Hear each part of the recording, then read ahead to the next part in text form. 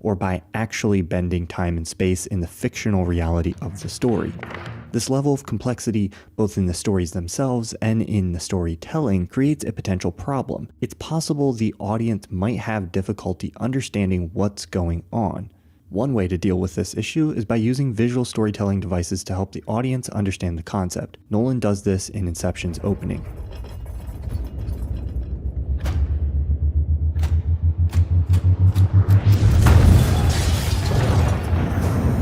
The intercutting between the levels of the dream and the use of watches, slowing down and speeding up, helps introduce us to the idea that time runs slower in the dreams. Another way to deal with the issue of complexity is by having a character explain the concept through exposition. In a dream, your mind functions more quickly, therefore, time seems to feel more slow. 5 minutes in the real world gives you an hour in the dream.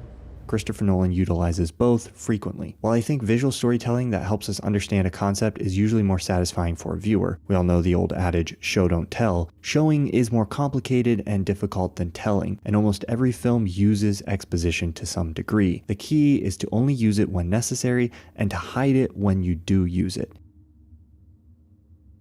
There are many ways a filmmaker can hide exposition from an audience, but let's look at 3 common characteristics of good hidden exposition so we can better understand when exposition goes wrong. When what's being explained in the exposition is a new, interesting concept that the audience isn't familiar with, then it's less of a potential problem for the audience. People regularly consume content that is primarily exposition, like podcasts or news, because they're interested in what's being explained. So there's no reason a film can't be used to explain an interesting concept. When one character has a realistic reason to be saying what they're saying, that is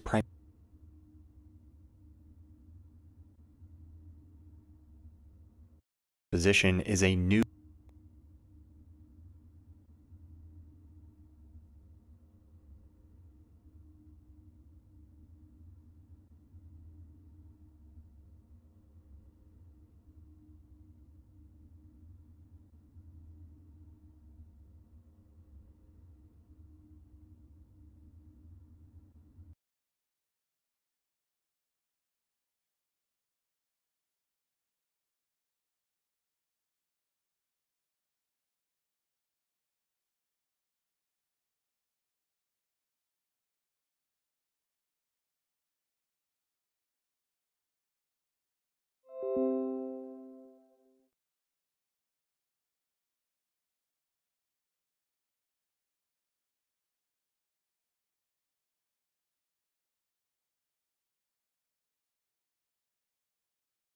interesting concept that the audience isn't familiar with, then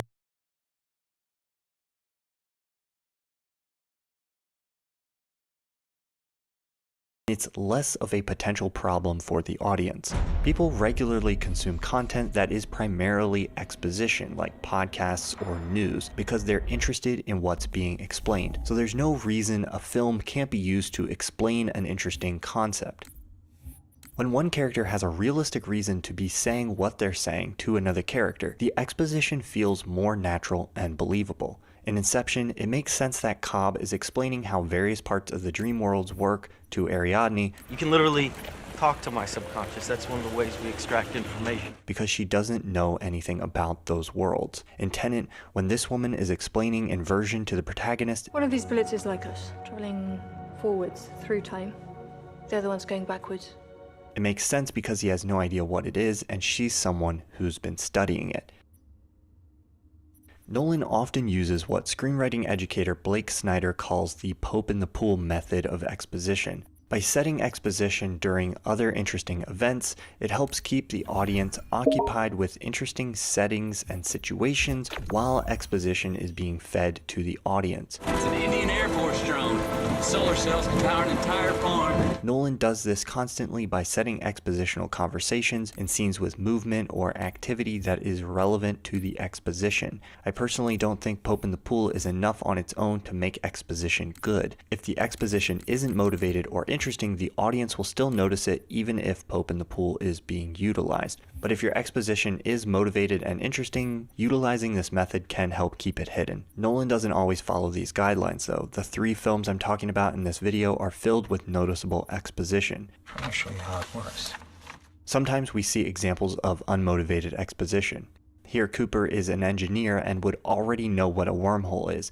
So a wormhole bends space like this, so you can take a shortcut through a higher dimension. It doesn't make any sense that he'd be learning this for the first time in space, mission already underway. Unmotivated exposition sticks out like a sore thumb, because if there's no reason for one character to say what they're saying to another, the audience realizes that the only reason the character is saying those lines is to convey information to the audience.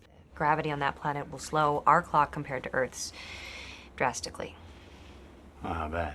Well, every hour we spend on that planet will be 7 years back on Earth. That's relativity, folks. This pulls back the curtain on storytelling in a way that can be disruptive to the experience of watching a film. Nolan also often uses exposition for unnecessary or uninteresting things. The main way he falls into this trap is when he has characters explaining things that have already been clearly explained or are visually obvious on screen. Examples of this include Arthur saying paradox for no conceivable reason here. Paradox. Other than to just remind the audience of a concept that was explained earlier and one which is being visually communicated very well. Paradox. Or Cooper in Interstellar saying frozen cloud after their ship bumps into what can really only be interpreted as a frozen cloud just by looking at it. Frozen cloud. Tenet has some really bad examples of this. This line just comes across as dumb and unnecessary. If your particles come into contact, What? annihilation. That would be bad, right? Not only are most really bad frozen Asesino.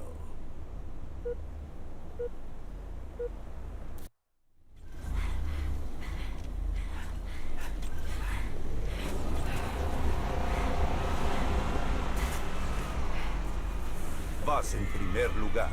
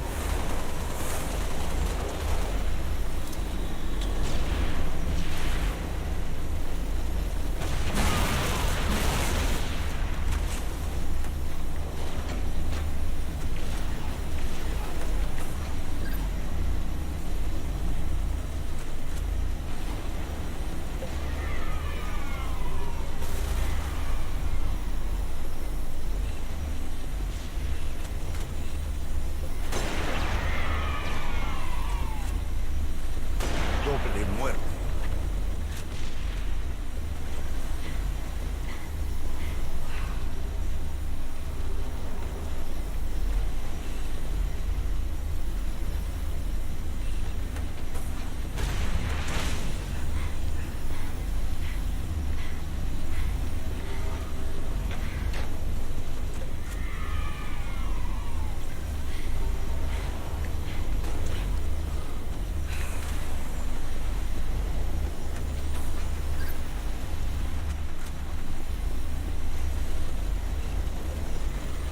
Racha asesina.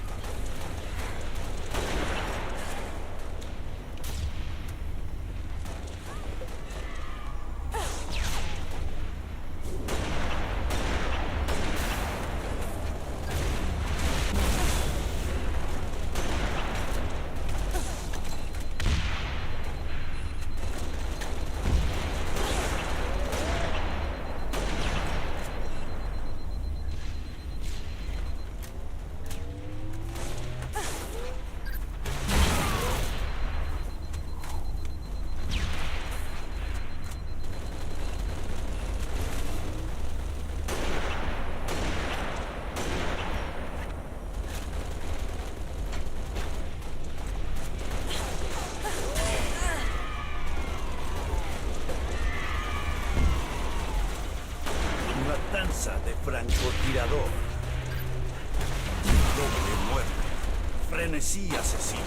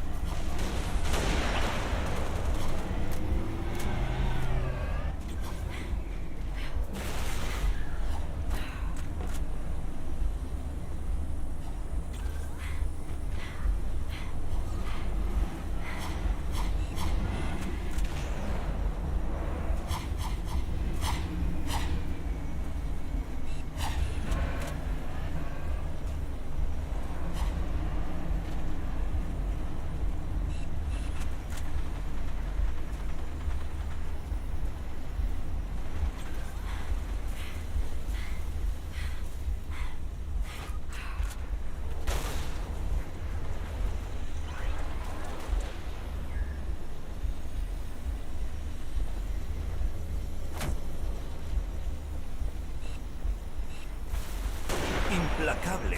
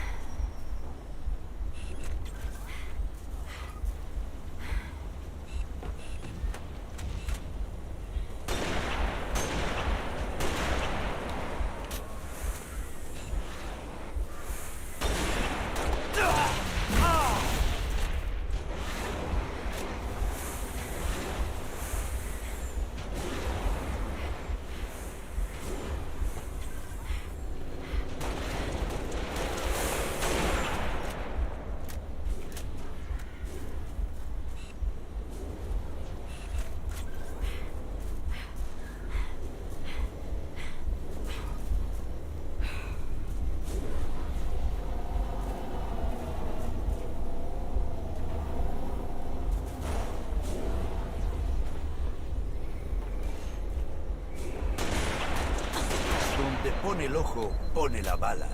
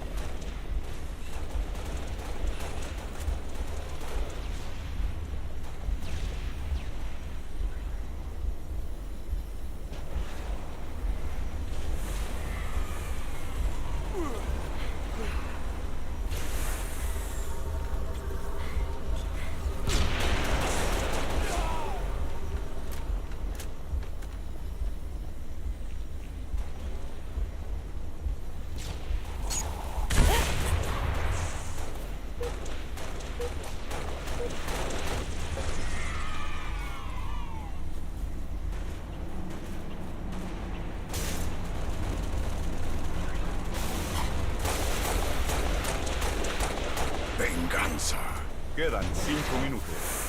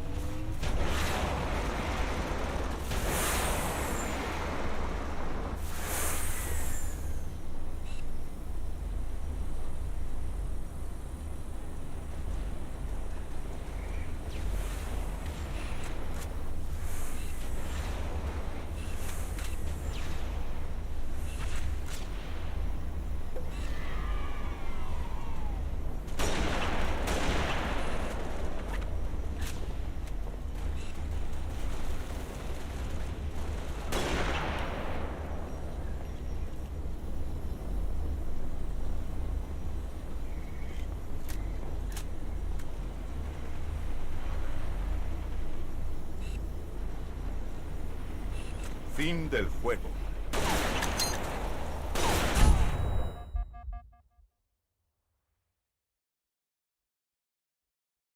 Frozen cloud after their ship bumps into what can really only be interpreted as a frozen cloud just by looking at it. Frozen cloud. Tenet has some really bad examples of this. This line just comes across as dumb and unnecessary. If your particles come into contact... What? Annihilation. That would be bad, right? Not only are most audience members going to know that annihilation is bad, but there's no way a high-level special operative wouldn't know that. This one is so bad, I feel like it might be Nolan's attempt at humor, but the context and the delivery really makes it feel like it's not a joke. These are only a few small examples, but these 3 films are littered with these kinds of small, unnecessary, and noticeable expositional moments that take you out of the story. But while exposition that is noticeable bothers me, it's not the end of the world for a film. Noticeable exposition, however, isn't the only problem with Interstellar and Tenet. Don't try to understand it. Feel it. In exploring big, grandiose concepts and ideas with his films, Nolan is often encountering or portraying things that would be difficult to wrap our heads around if we encountered them in real life. Something like 5-dimensional space and how gravity moves through time, or how causality could work in reverse, are not ideas we can quickly, intuitively understand rationally. Fortunately, I think film is a great medium for conveying ideas, feelings, and concepts that we don't fully understand. Christopher Nolan thinks so too. Listen to what he has to say about the Tesseract scene in Interstellar. The complexity of it is something that I don't think the audience would be able to grasp while they're watching the film, because it's based on the concept of suppressing a spatial dimension and substituting time for one of the spatial dimensions, creating an array that can display time as a spatial dimension. But my feeling was very strongly that if we knew what the rule set was and how it would work mathematically. And if we were true to that in building the set and then in conceiving of how the visual effects will expand the set, that the audience would feel a logic behind it. Tenet's inversion concept works this way. If you try to think about how moving through inverted time works, it's really difficult to wrap your head around that rationally. But when you see it portrayed on screen, you can intuitively feel how it works enough for the action to be satisfying and make some amount of sense. But here's the problem. We use a different part of our brain to feel and experience what's happening in a film than we do to rationally try to understand a concept. I think it's difficult for these two things to happen simultaneously. It's one of the